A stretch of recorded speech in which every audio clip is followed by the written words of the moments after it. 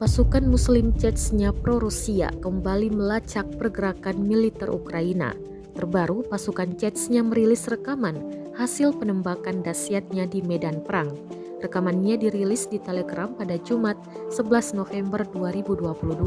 Dalam keterangan unggahan disebutkan, artileri divisi ke-42 Chechnya yang legendaris menembak dengan dahsyat. Sebelumnya, tank Ukraina menyerang dengan menembakkan 6 peluru ke posisi pasukan Chechnya. Setelah tembakan pertamanya, pasukan Chechnya melepaskan tembakan balasan.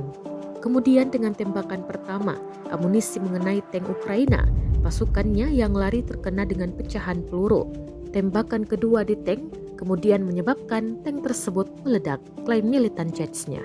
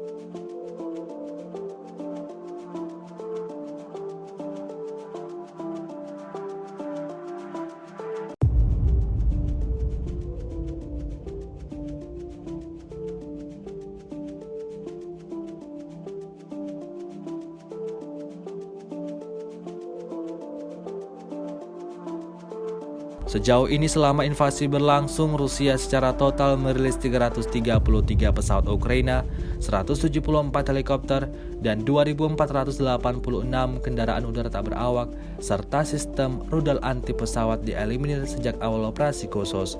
Sementara itu dari kubu Kiev, Kementerian Pertahanan Ukraina melaporkan 710 tentara Rusia dieliminir dalam sehari terakhir.